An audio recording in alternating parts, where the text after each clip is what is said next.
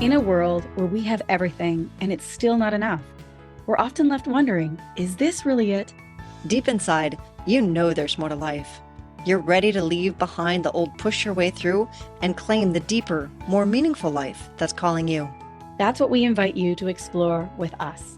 We're your hosts, Stephanie Allen and Maren Stephanie. And this is the Soulful Leader Podcast. Yay! Hi, welcome to the Soulful Leader Podcast. I got a question for you.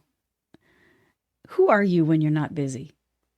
Like, what goes through your mind? Do you know what to do with your time and your energy? And do you mindlessly start just wandering, distracting yourself, trying to fill up that time?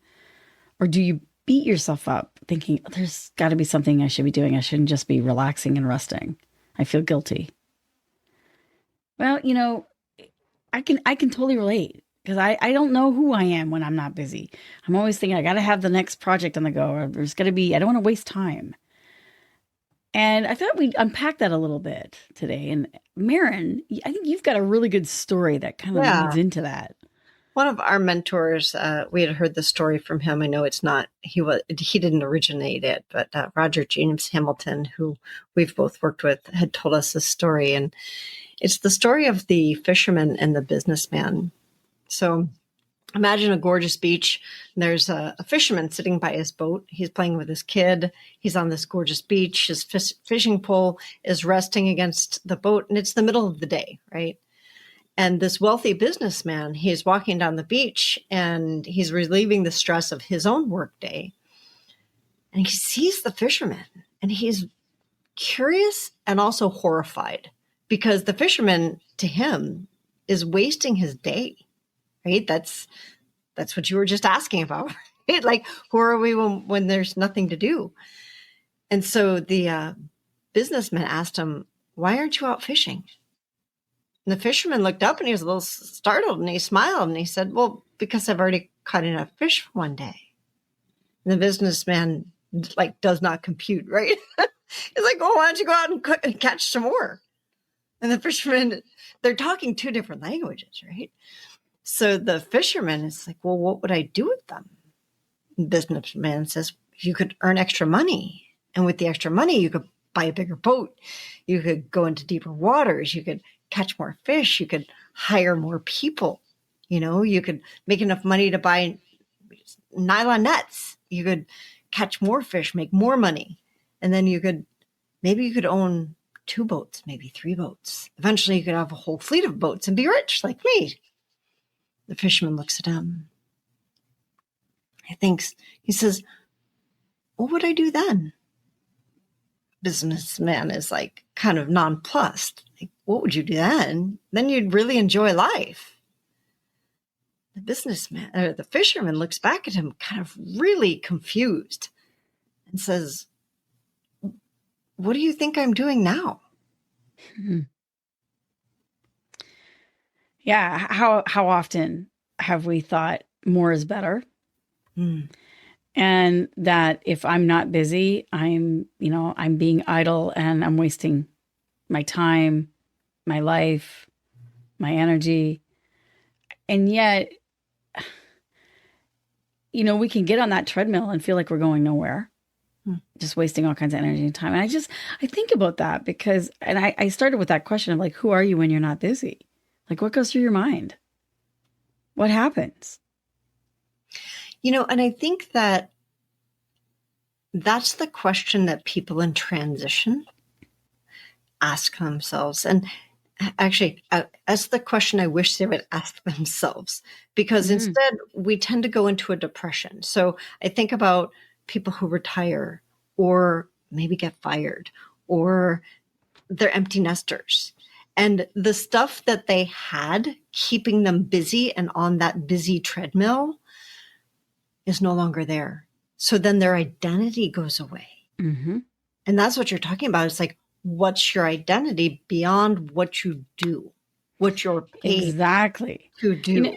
We all got a little taste of that. Like when the pandemic happened, we were kind of, locked down and into our own little houses. And we heard the word pivoting a lot. It's like, okay, well, I can't do this, so I'm going to do that instead. Like, what would it be like to just stop Mm. and not try to figure some sort of emergency plan that you've got to stay busy, because then, like you said, the identity, it's like, God, I got to keep maintaining my identity. Well, what if you didn't? What if that's not your identity? Like, Right. what if that's not who you are? What you do is not who you are. You don't. Another interesting thing is, it's like our identity is attached to this trading time for money thing. Mm. So say more about that. Yeah. Yeah, because trading time for money. Right. That's what we're trained to do. Hourly wage. An hourly wage. And I think that part of having this, we were talking earlier, Stephanie and I were talking about busyness as a badge of honor, which really, I know when we were talking about it to our own team, they're like, oh, that's me, right? I'm busy. Mm-hmm. I'm such a busy person. I'm important. I have this value. And we were just talking about self-identity. And I think that that's a big part of our identity, of our personal identity, is that I'm a busy, important person. So it's a badge of honor. And truly, I believe that busy as a way of life came out of this concept of trading time for money, an hourly wage. Because one of the things that you'll notice is that the wealthier you get, the less you're inclined to trade time for money. What I mean by that is when you're an hourly worker, you're expected to do constantly, right? So you have this concept of being busy. As you become wealthier or you become better at your craft, you'll oftentimes quote, instead of an hourly rate, you'll quote, here's how much it costs to get the job done. Yeah, not really being very definitive of whether it's going to take 4 hours or 40 hours. It doesn't matter. No. This is the value of getting that job done. Right. So like I've said that to other people too. It's like, I don't really care if it takes you 10 minutes or if it takes you 10 hours, but I just need to have this done because I can't do that. I don't have that skill set.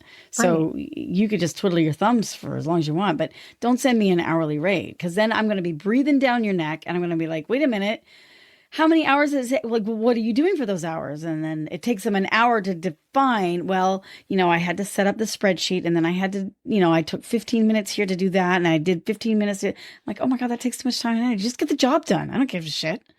Really. Just get it done. Yeah. What I like about that is that the value changes from the amount of time that I'm putting in. Am I being busy? Right. To the amount of value that I'm bringing to the table. And when we're, go ahead. No, I say that's the whole thing, is the value. When I think of even the word wealthy, we tend to think of dollars, like how much money you have in a bank or have liquidable cash or, equity or something, instead of like looking on so many other levels than just the physical. Like, just the story. Yeah. It's like fisherman for the fisherman, he's already wealthy. Yeah. To the businessman, he doesn't have the money, but he's going to go through all of these hoops and jump through all this stuff to get back to where he is. Right. So I'm really enjoying my life already. I'm already wealthy. So, this reminds me of a time with myself, like just recently when I broke my arm.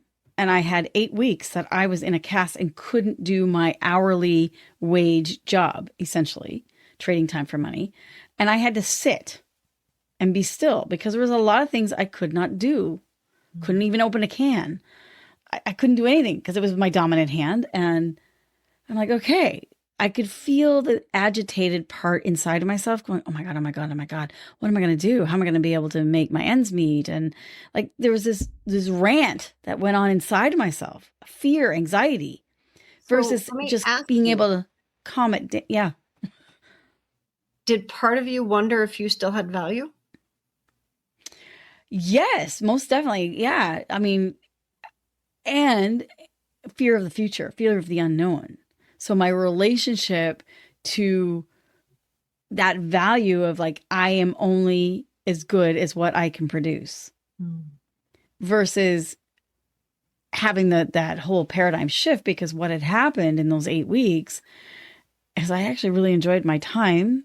I actually did when I finally let myself to have that, to just enjoy being. And I mean, no wonder I gained 10, 15 pounds. It's not that I wasn't moving. I was totally being able to move, but people were so generous.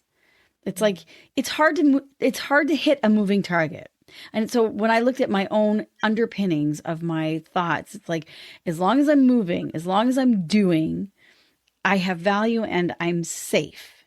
Mm. If I am still, then I'm not safe. That's where that underpinning false belief would come from. Instead, what I found when I was still, it allowed people to actually give to me. Mm. And I had space to connect with them and receive it. And when I hear people saying, oh, I just don't have money, or I just don't have time, that busy being busy, it's like, it's almost like a message of saying, oh, I'm just so important. It's like an ego trip, right? I'm so important that you can't touch me, or you can't hurt me, or you can't whatever. Right. Instead, or just leave me alone. It's like a boundary. It puts up a boundary. Like, don't mess with me. Don't bother me. But instead, I think their soul is really saying, I'm needing help, and I don't know who I would be if I stopped this story that I'm too busy to receive. It's such a vulnerable place. It's very vulnerable. In our society that values busyness, right? As long as I'm going. And that's where, like, I was listening to the Executive Exhale podcast, and the woman on there, Tammy, she used that term of busyness as a badge of honor. And she said it's one of the signs of burnout. And it totally caught my attention. And I thought, we really do wear it as a badge of honor. And like you were just saying, it's a safety net for ourselves, because if we're busy, then we don't have to address stuff. We can tell somebody, oh, I can't do that. I'm too busy. And well, we can't have intimacy at all. And what I mean by intimacy, I'm talking, you can't have connection with another person, right. Vulnerability, and you definitely don't have connection with your true self inside. Yeah. There is no into me I see, because you're too busy. And so why that is a really big problem is that you just keep doing the same old, getting what we would think the same old results. But actually, when you keep doing the same old, it actually gets worse. We gotta evolve. We gotta change. We gotta, tweak it. In order to have mastery, we need to keep reiterating it, reflecting, self-reflecting, and asking yourself, why is it so important that I'm busy?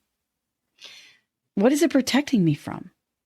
I think you bring up a really good point, because we assume that busyness is in the outer world, right? Like, oh, I'm doing this and I'm doing that. I was talking to a woman this morning who said, I have space in my calendar. Like, my calendar is not full. My head is full. Mm-hmm. I have no space. I wake up in the morning and my head is it's going, right? And so that inner, it's like we can't change somebody else. Like, lots of people have talked about that and gone down that road. We still try. Mm-hmm. Right. And we can't change somebody else. The only person we can change is ourselves. And that's the good news, right? That we can change our entire life by going inside and changing a few things inside. And what would it look like? This goes back to your question. It's a different version of the same question that we started with. What would it look like to have space, to not have to cram so much into your mind, into your day, into your, like, the itty bitty shitty committee constantly talking? Could you be without that and do without that, right? Both those things, be and do. A great wisdom of spiritual beings would say, how you make love, how you use your time, and what you do with your life force, your life energy, your money. So time, sex, and money are how you do one thing is how you do everything. So if you have a lot of time, but you don't have a lot of money or a lot of like sexual connections, physical intimacy, what are you doing with your time? Where are you investing it? Or are you spending it? And you can use that for each one. So if you can say, well, I don't have a lot of time. I don't have a lot of sex either. And money is like, kind of tight too. Pick one, because how you do one is how you do everything. So there's a thread, there's a commonality of like what you think and what you believe and how you behave in each one of those areas. And if you change one of those areas consciously to actually rewire them, you will actually change all of them. And your life will be absolutely extraordinary, because it's meant to be extraordinary, and you will be wealthy. And I don't mean just financially, although that will be part of it too. There's more than enough. And we're not told that. The messages in our mainstream consciousness is that you are not enough, buy more, do more, have more. And so that what? So you could be that fisherman at the end of the beach and say, well, wait a minute, I'm already there. Well, and that's the thing is, it's so fascinating to me that it's a circle of, well, I'm not enough, so I need to have more. That still doesn't fulfill us. So I still feel like I'm not enough, so I need to have more. So I'm not enough. And you saw that in the fisherman's story. The businessman, well, then you could do this, and then you could do that, and then you could do the other thing, and then you'll be a good enough person to retire and have what you have now. And the fisherman was like, heck no, like I'm good enough now. I have that. I don't need to jump through all of those hoops. I don't have to do all of that stuff to prove myself. And I think that coming from a place of when we're living our purpose, we come from a place of, I want to do it because I'm called to do it, not because I have to prove myself, because I'm not enough. And so it truly becomes a conversation that is completely separate from, well, should I be doing or should I be being? Should I do less? Should I clear my calendar? Should I not? It becomes what am I called to do and why? It becomes a why conversation. And that requires an inner reflection. It does. So maybe this is what we can, explore together this month, this week, today, is what if you were enough? And I don't just mean say yourself an affirmation, I'm enough and all is well. I'm actually saying, what if you really truly believed that? Which is, to believe something is to be living it.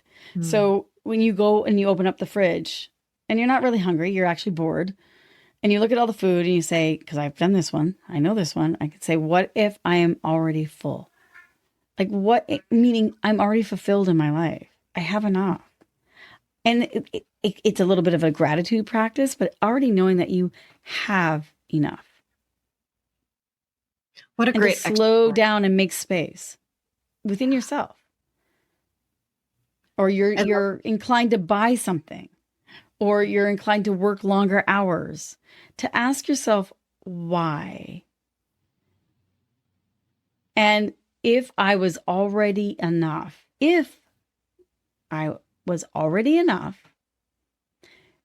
would I make this action or take this, make this action or have this choice? What would you do differently? I love that exercise because, well, I love that exercise if you can do it without shame. Yeah.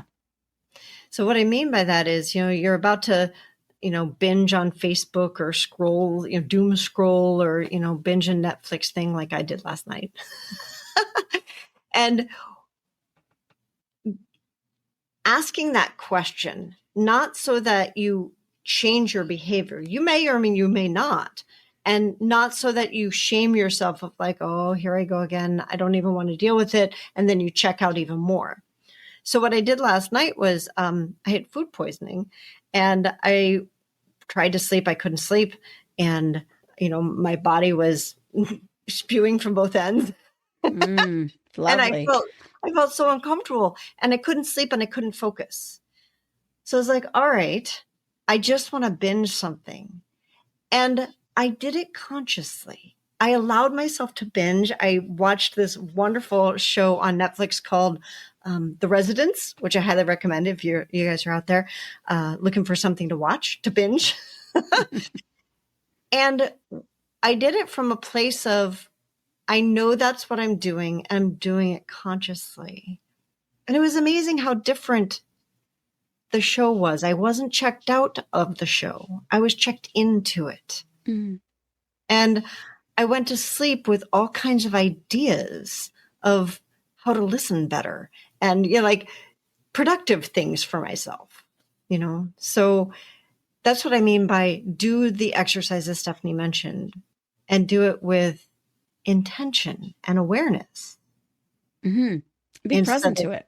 Be present to what even comes up within you. If you feel uncomfortable, if you want to like fight yourself on it and you're like, no, I'm going to have it anyway. I'm going to do this anyway. Like what comes up? Because emotions also are like energy and motion. So that is our life force. Energy is a lot of power. Emotion's a lot of power. So when you can tune it in with an emotion that is empowering and nurturing, like Maren said, don't shame yourself. Allow yourself to be curious and be excited about even uncovering something. That's when things can shift and things can change. And watch your life slowly, little bit by little bit. It starts to move in a completely different direction, a direction that you may not have even noticed or would have noticed in the past, but that you are actually in control from an internal place rather than always being bombarded from the outside world telling you that you're not enough. Yeah. Controlled by belief systems like busyness is a badge of honor that are, as this woman Tammy said, that's a sign of burnout. So if you're one of those people like me and like our team that really, kind of aligned with that and went, oh yeah, raised my hand. Yep. I have busyness as a badge of honor. I keep myself busy so that I don't have to look at things in life and, all the reasons. Maybe start exploring that. And I love the exercise that Stephanie gave because it's something that you can do. Please do it with kindness. Yeah. And then let us know what came up for you. Is that something that you feel for yourself? Do you use busyness as a badge of honor? We would love to hear from you. So if you're one of those people who has raised your hand and been like, oh yeah, I have busyness as a badge of honor in my life, we would love to hear from you. What are your thoughts on today's podcast? And was it helpful? Did you try out Stephanie's exercise? Or, is there another exercise that you use for yourself? You can find our podcast at thesoulfulleaderpodcast.com. You can find me and Stephanie on Facebook and on LinkedIn and on YouTube at Soulful Leaders. We'll see you all in 2 weeks on the Soulful Leader Podcast. Thanks for joining us.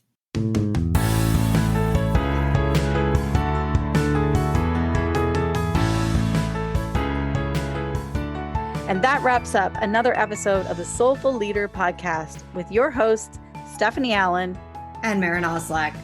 Thank you for listening. If you'd like to dive deeper, head over to our website at thesoulfulleaderpodcast.com. Until next time.